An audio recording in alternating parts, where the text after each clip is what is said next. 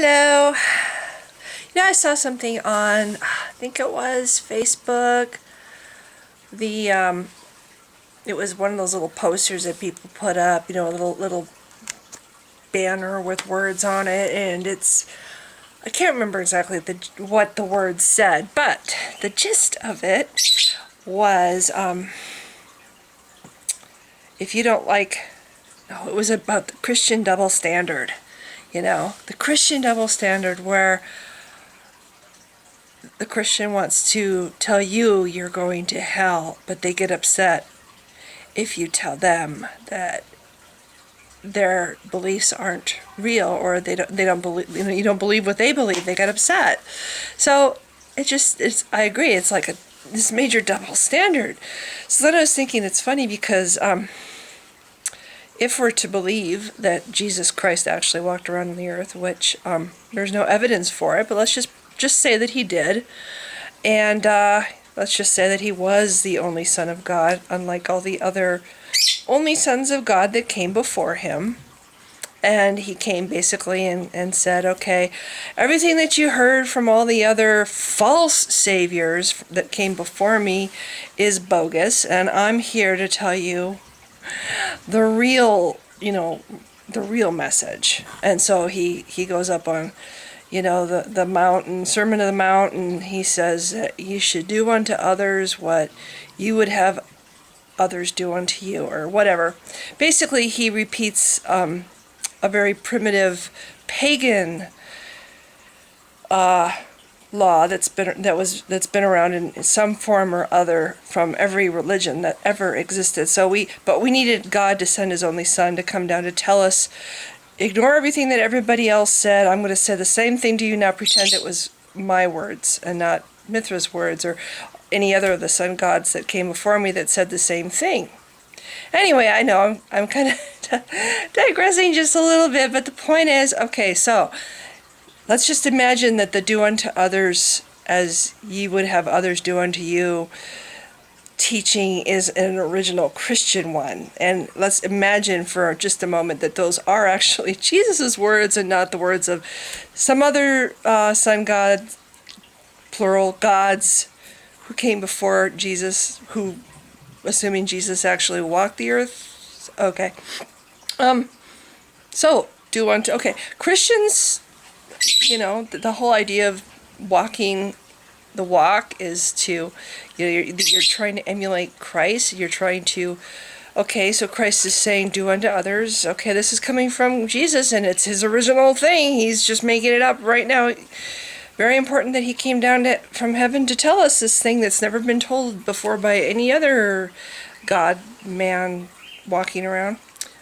Okay, so Christians don't like it when atheists say, I don't believe it. In fact, they act like it's a personal affront, like we're attacking them, that they get all indignant. How dare you? It's like, it's not, we're just telling you we don't believe it. It's how is that an offensive thing to say? How is that an insult to anybody?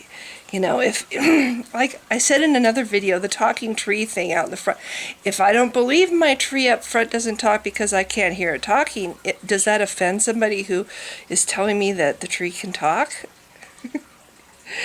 It's just, it's called being honest. I can't believe in it. Some people have, I think, a greater ability to believe without just believe because somebody says so, or this book written by a bunch of ancient peasants and whatever nomads say so, okay, because it's old and somebody wrote it on paper or animal skins, it must be true. This is the word of God. If I write it on a napkin and bury it, in 2,000 years they dig it up, are they going to believe that I was divinely inspired by God? Anyway, so yeah, the whole do unto others things. Christians don't like to have their beliefs mocked or ridiculed or even disbelieved. They don't like it if you question what they believe or imply that it might not be true. They don't like anything that contradicts what they want to hear.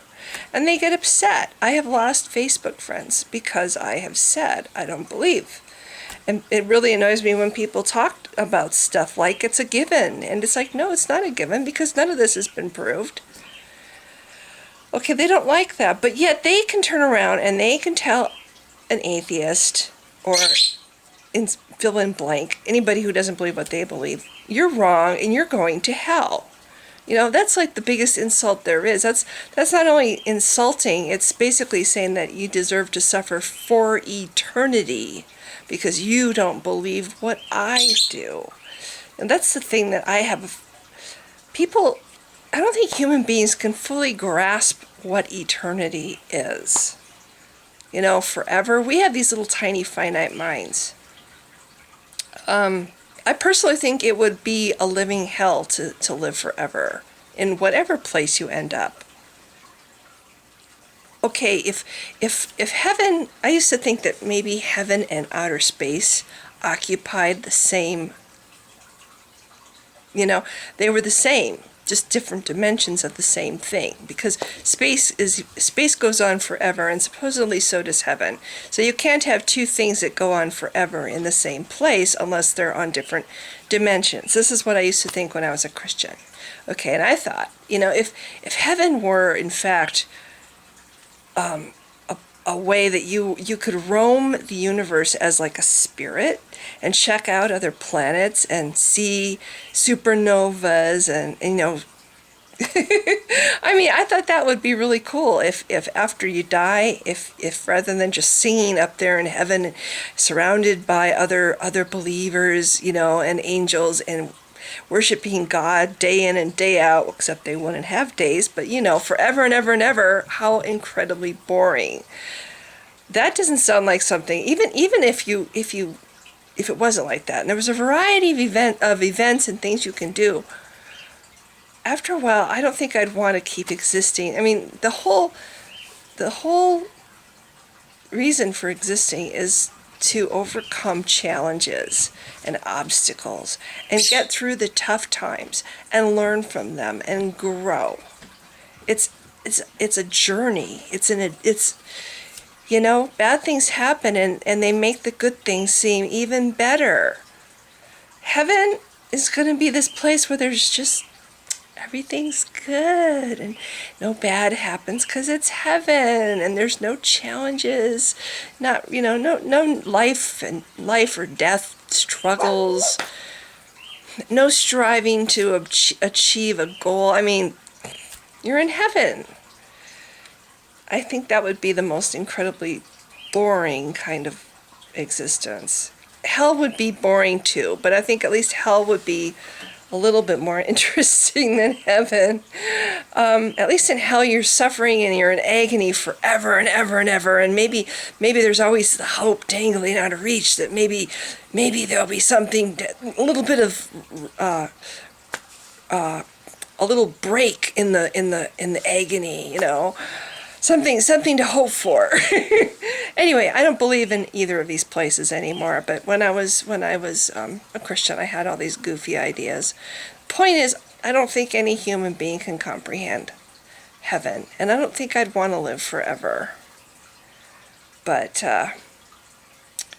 to wish somebody, or to say to somebody that they are deserving to suffer in torment and agony forever is like beyond the worst imaginable insult. And yet Christians say that all the time. Oh, I'll pray for you. And the underlining meaning of that is because if you don't turn around and start believing like I do, you're going to go to hell. And you're going to say, oh, well, do you think I deserve to go to hell? And the Christian's going to say, well, you know, I don't make these rules. It's all God's idea. And I just follow him because he's all loving and wonderful.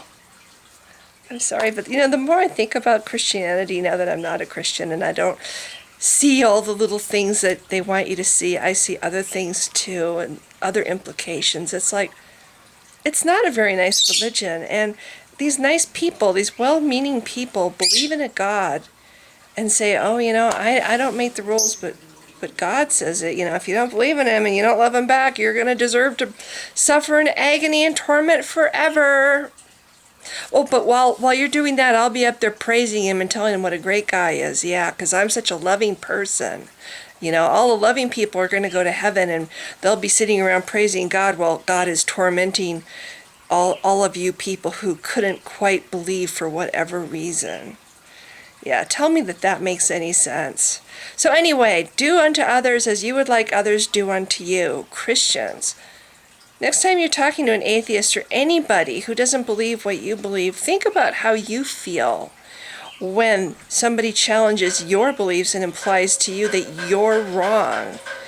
And imagine how it would feel if they said to you, well, you're going to be suffering forever because you don't believe what I do. I mean, how arrogant that is. Like this for a fact. Nobody knows this. I can't stress that enough. Nobody knows this. There's all kinds of different heavens depending on what religion you believe. Anyway, this is getting long, so I'll end it. I just wish, Christians could do a little more unto others as they would like to have done unto them. It would be really nice to not be looked at like I'm a demon when I say I can't believe in God, or like I just sprouted horns at the top of my head, or instantly assume that I'm an unhappy, miserable, and evil person. Oh boy. Okay. And yes, I do have depression. If anyone say, oh, well, you are unhappy, Diane, you have depression, so it's because you're an atheist. No, actually, I was depressed when I was a Christian, and becoming an atheist was my first step away from the worst of my depression, so that doesn't fly. Okay, that's all. I've jabbered on long enough. Thanks for listening.